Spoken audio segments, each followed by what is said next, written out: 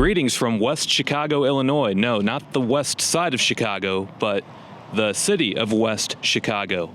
I'm here because Mark W., who's a viewer of some of my videos, emailed me and told me about a Superfund site that's full of radioactive waste here in West Chicago, so I decided to come here to see it for myself. And so far, my impressions of the city is that I would have had no idea that that was here by just seeing the place, because I just saw the downtown Main Street area, thought that that was a pretty nice little spot. So let's see what this is all about. West Chicago, Illinois.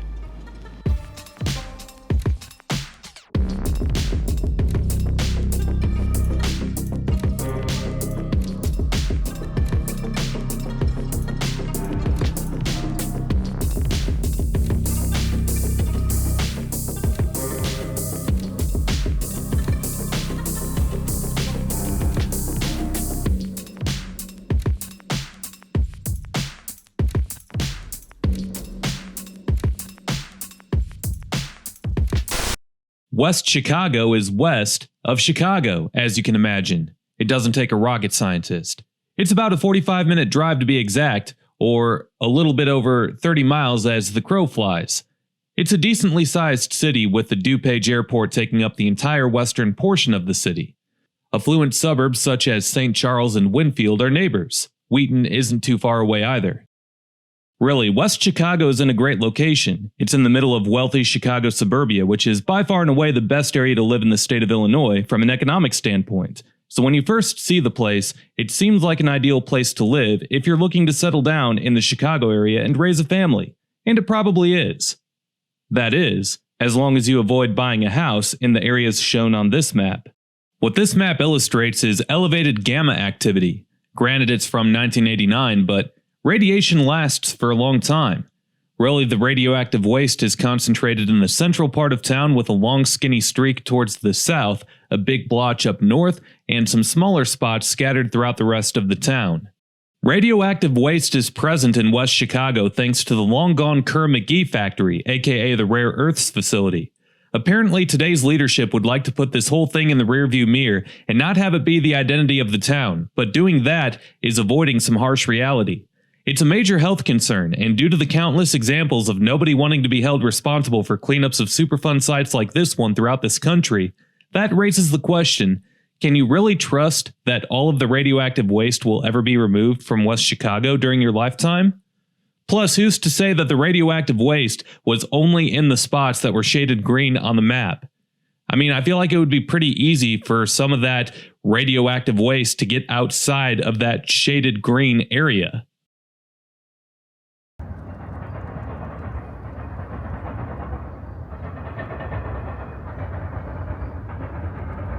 Behind me is a set of railroad tracks, and right behind the railroad tracks is the site of the old Rare Earths facility, or the Kerr-McGee factory.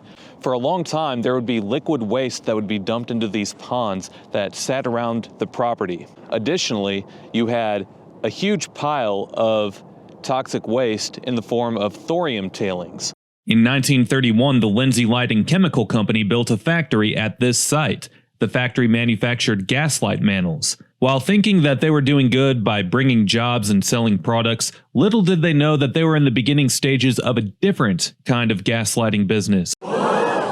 From day one, this company was turning thorium into radioactive waste, negatively affecting West Chicago.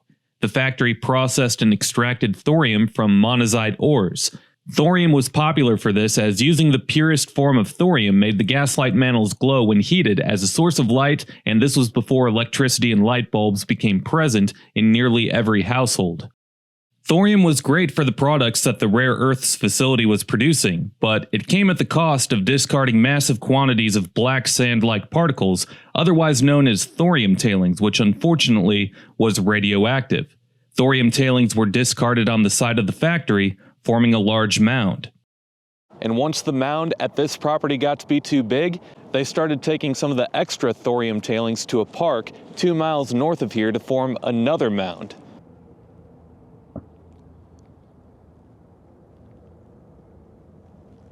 I'm here at Reed Kepler Park in West Chicago. Beautiful park, right? It has a nice splash pad, some basketball courts, a lot of open green space, a great place to walk your dog. But imagine a 100-foot pile of thorium tailings just towering over this park, because that's what was here about 20 to 30 years ago. What do we got right here up ahead? Is that supposed to represent some kind of thorium atoms with some kind of chemical compound? Thorium and lead or something? Is that what that's supposed to represent? Is this where the mound was?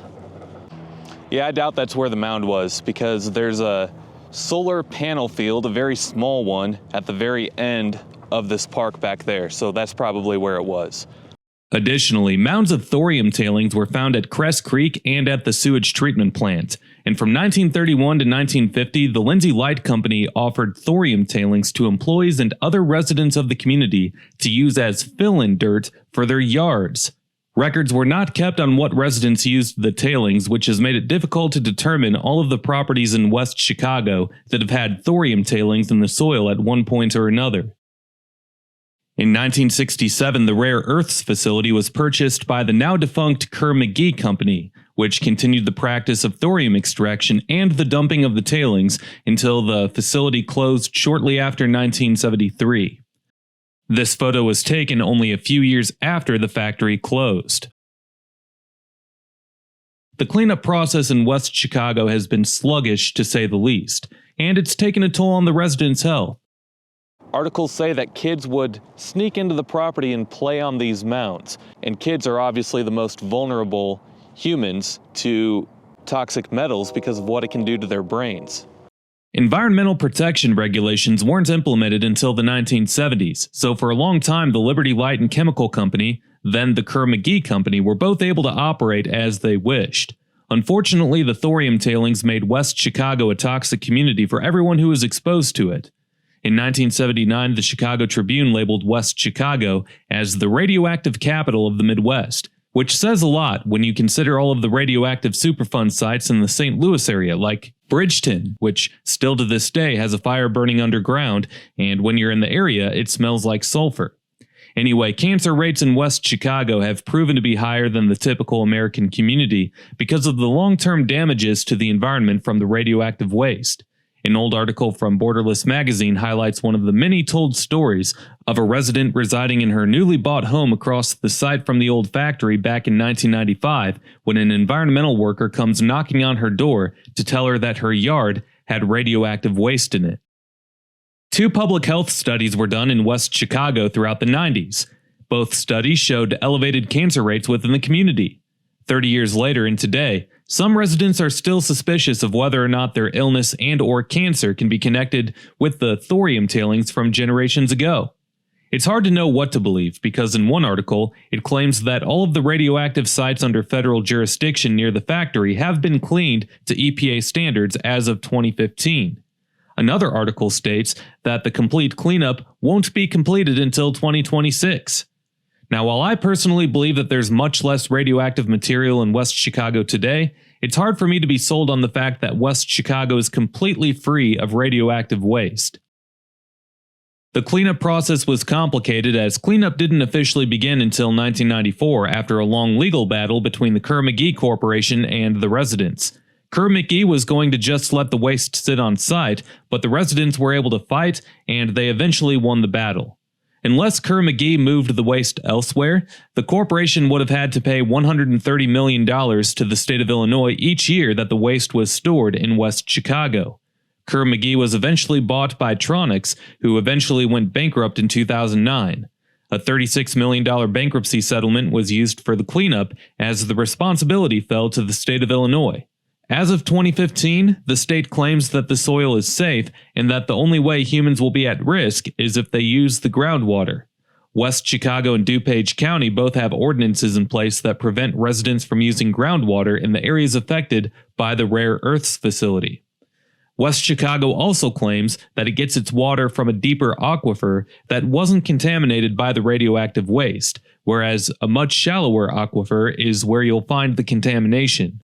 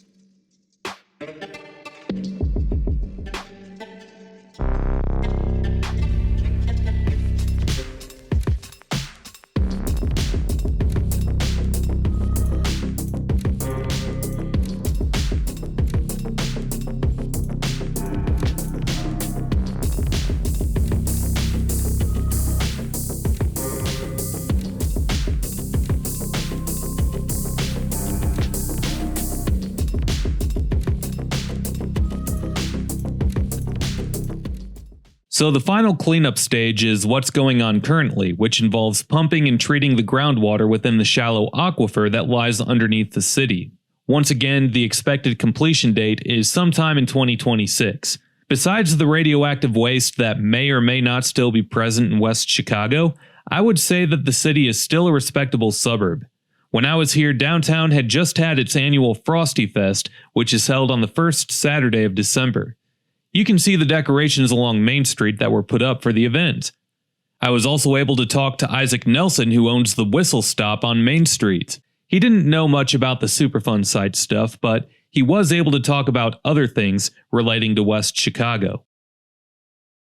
Just a really diverse community compared to a lot of places around here.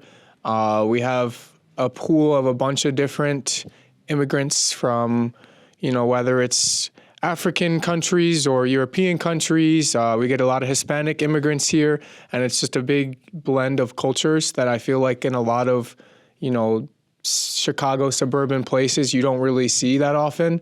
And especially, on the west side, you really don't see, a mix of that many cultures in one place like you do here. And that's my favorite part of it, is just being able to understand and experience other people and, their authentic selves and how they, view the world, how they eat, how they party, how they, interact with everybody. It's just a really good mix, and I love it. Today, around 50% of the population is Hispanic, making it the largest Hispanic community in all of DuPage County. I mean, it's a lot of fun. I love West Chicago. I grew up here. We've been here at this building for a little over a year now, and then we had another store about half a block away for about a year previous to that. But, it's West Chicago, so it's not a ton of foot traffic. I definitely think that the people who do come support us here, kind of travel from a lot of outside communities. So, I feel, I'm really happy that we have an opportunity to kind of bring people from outside of West Chicago into West Chicago. And that's kind of the biggest part for me, is being able to kind of mix a bunch of cultures together and bring people who haven't spent a lot of time here to here. Yeah, I mean, the buildings that are occupied, I know like next door is vacant. Across the street, we got a couple vacancies. But, the businesses that are, operating and trying to make it happen, we all kind of, try to support each other best we can. We're here to stay. And, I hope to be here for as long as it makes sense for us. And, as of now, I'm loving it every day. So, I'd love to be here for as long as possible. West Chicago is among the oldest communities in the greater Chicago area. The town prides itself on being the first community in Illinois that was created by the arrival of the railroad. That's saying something, because if you know anything about Illinois, you know two things. One being that just about every town was developed along a railroad line, and two being that Abraham Lincoln has stepped foot in every stinking town in this state. Well, shortly after the town was first founded, a second railroad came through, connecting it with St. Charles, creating the first railroad junction in the state. You can see on this map here that the first name for the community was Junction, rather than West Chicago, getting its name off of the railroad junction. This map is from 1856, so at this point a few more railroads had connected in West Chicago, but you can see the original Chicago and Galena line along with a short line that connects St. Charles with present-day West Chicago. With all of the train traffic in the 1850s, Junction was seeing a demand for services. Businesses that came about included water and fuel facilities for the train engines, along with a restaurant and hotel for travelers. The new businesses attracted people to move there and build homes, and that's how things got started here. In 1873, Junction was incorporated as the Village of Turner. At that time, the place had 850 residents. The community was always a blue-collar one, with 40% of working men early on working for the Chicago and Northwestern Railroad. In 1888, the Elgin, Joliet, and Eastern Railroad built a freight line through town and offered free factory sites for any industry that was willing to locate along the railroad's right-of-way. With community leaders thinking that another name change would make the town more marketable, the name of West Chicago was made official in 1896. At this point, with more industries coming into town constantly and with the population growing, West Chicago became an industrial transportation hub. Over the years, as Chicagoland saw suburban sprawl and as the importance of railroads declined, West Chicago has found itself in the middle of a bunch of bedroom communities. Rather than being a declining industrial town, the location of it in DuPage County has kept it afloat.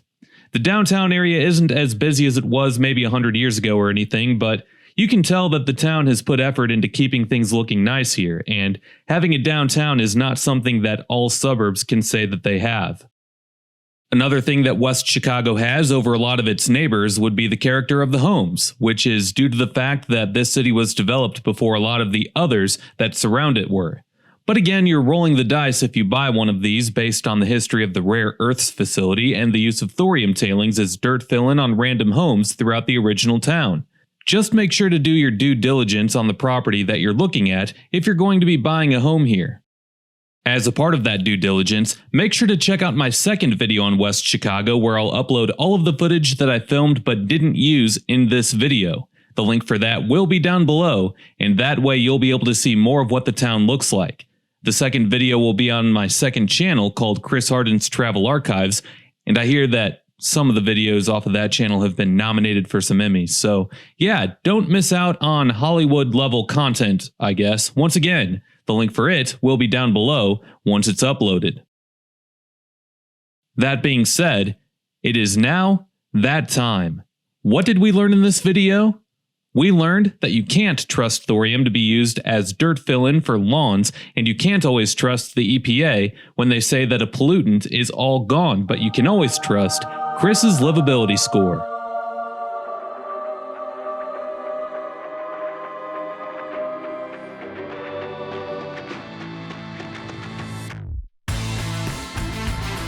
Education. West Chicago High School might not showcase the best academic scores when compared to nearby St. Charles or Wheaton, but it still does pretty well. Students score right around the state average with math and reading. Science scores, however, come in above the state average. Education gets a 13 out of 20. Crime. Apparently, crime used to be a bigger problem here in years past according to Reddit boards. Take that for what it's worth. But the data today shows that there's not much to worry about in that regard. Crime gets a 15 out of 20. Downtown. Downtown looked nice overall. I liked the preservation of the original buildings. A lot of them were built before 1900. However, it's not as full as it could be, but it's on the right path. Downtown gets an 11 out of 20. Economy. West Chicago is in DuPage County, so it has a lot going for it on that alone. The northern and western suburbs of Chicago is by far and away the nicest part of Illinois to live in. It might not be as fancy of a place to live in when compared to some immediate neighbors, but these numbers speak for themselves. Economy gets a 15 out of 20.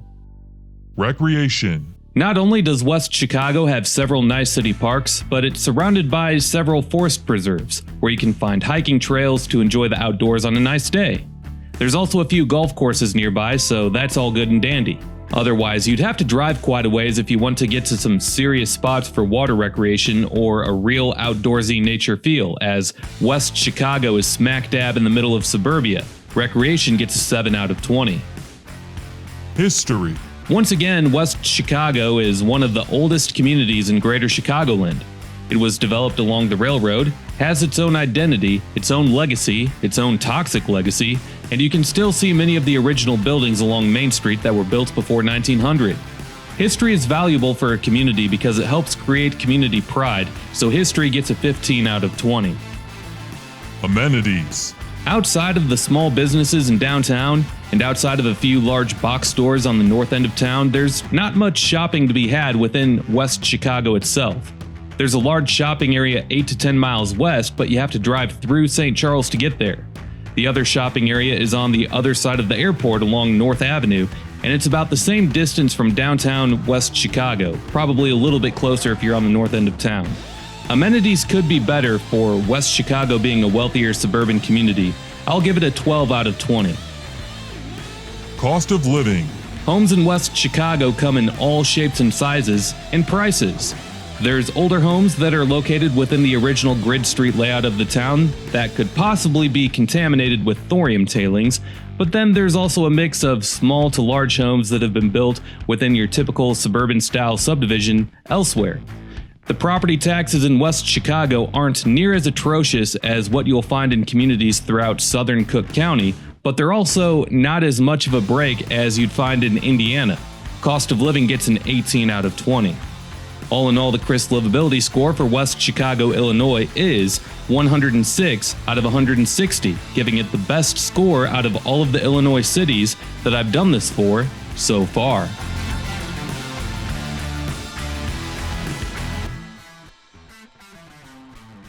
While at least there's been some noticeable effort taking place in cleaning up the toxic waste throughout West Chicago, there's another Illinois town that gets less attention and would love to see even a fraction of the progress that West Chicago has seen with its Superfund site. And you can see a video on that town here. Peace.